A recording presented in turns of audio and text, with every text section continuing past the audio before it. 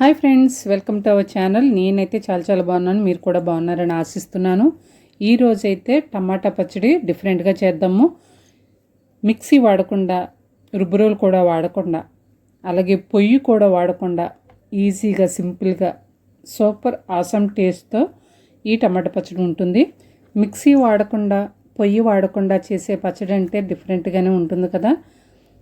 చాలా తక్కువ టైంలో అయిపోయే నిల్వ పచ్చడి ఇది. చాలా టేస్టీగా ఉంటుంది. మరి ఈ విధానం ఏంటో చూసేద్దామా. ముందుగా 1 కేజీ టమాటాలను తీసుకోవాలి. ఈ టమాటాలు గట్టిగా ఉండి మంచి రంగుతో ఉన్నవి సెలెక్ట్ చేసుకోవాలి. అలాంటి టమాటాలు అయితే ఈ పచ్చడి చాలా బాగుంటుంది. టమాటాలను నీళ్ళలో వేసుకొని పావు గంట సేపు ఉంచి 2 సార్లు నీళ్లు మార్చి బాగా కడుక్కోవాలి. ఇలా కడుక్కున్న టమాటాలు నీళ్లు లేకుండా గుడ్డతో తుడుచుకోవాలి. ఇలా తుడుచుకున్న టమాటాలను చిన్న ముక్కలుగా కట్ చేసుకోవాలి. కట్ చేసుకున్న ముక్కలను తడి లేని గిన్నెలోకి వేసుకోవాలి. ఇలా తడి లేని గిన్నెలోకి వేసుకున్న తర్వాత లోతు గరిటె కానీ స్మాషర్ కానీ తీసుకొని కొద్దిసేపు ఈ ముక్కలను మెదుపుకోవాలి. ఇలా మెదుపుకోవడం వల్ల మొత్తం పచ్చడి ముక్కలా ఉండకుండా పచ్చాగా ముక్క చెక్కలాగా ఉంటుంది. తినటానికి చాలా బాగుంటుంది. 1 నుంచి 2 నిమిషాల వరకు ఇలా లోతు గరిటెతో మెదుపుకున్న తర్వాత 15 వెల్లుల్లి రెబ్బలను వేసుకొని రెబ్బలను కూడా లైట్గా మెదుపుకోవాలి. ఇలా వెల్లుల్లి రెబ్బలను కూడా మెదుపుకున్న తర్వాత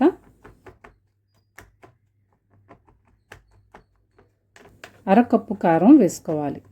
అలాగే అరకప్పు మెత్తని ఉప్పు, అరకప్పు నూనె కొద్దిగా వేసుకొని కలుపుకోవాలి. ఈ టమాటా నిల్వ పచ్చడి దోశలలోకి, ఇడ్లీలోకి, అలాగే వేడి అన్నంలోకి చాలా బాగుంటుంది. స్టవ్ వాడకుండా, మిక్సీ పట్టకుండా చాలా సింపుల్గా ఈజీగా చేసుకునే నిల్వ పచ్చడి ఇది. ఏమాత్రం ఫంగస్ పట్టకుండా నిల్వ ఉంటుంది. మిగిలిన నూనె కూడా వేసుకొని బాగా కలుపుకోవాలి. మనం వేసిన ఉప్పు కారం బాగా కలిసిన తర్వాత చివరిగా 2 రెబ్బల పచ్చి కరివేపాకును తీసుకొని ఈ పచ్చడిలో వేసుకొని బాగా కలుపుకోవాలి. ఈ పచ్చి కరివేపాకు మంచి రుచినిస్తుంది ఈ పచ్చడికి. ఇలా కలుపుకున్న పచ్చడిని 2 రోజులు మూత పెట్టి ఉంచితే పచ్చడి బాగా దగ్గరికి ఎగిరినట్టు అవుతుంది. ఈ పచ్చడి దోశలలోకి, ఇడ్లీలోకే కాకుండా వేడి అన్నంలో కూడా వేసుకుని తింటే చాలా రుచిగా ఉంటుంది. పచ్చడి పట్టిన 24 గంటల వరకు అలానే వదిలేయాలి.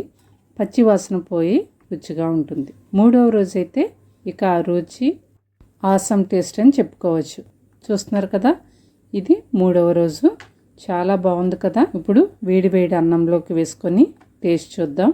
పచ్చళ్ళు ఎక్కువగా ఇష్టపడేవారు, తక్కువ టైంలో నిల్వ పచ్చడి పట్టాలనుకునేవారు ఈ పద్ధతి ఫాలో అవ్వండి. చాలా టేస్టీగా ఉంటుంది. శ్రమ తక్కువ, టేస్ట్ ఎక్కువ. చూడడానికి మంచి కలర్ఫుల్గా, అట్రాక్టివ్గా ఉంది కదా. మంచి టమాటాలను ఎంచుకుంటే పచ్చడి కూడా చాలా కలర్ఫుల్గా ఉంటుంది. చూడగానే తినాలనిపిస్తుంది.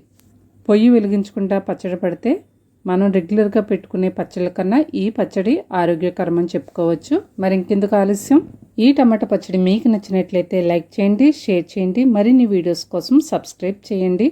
ఆరోగ్యంగా ఉండండి, ఆనందంగా ఉండండి.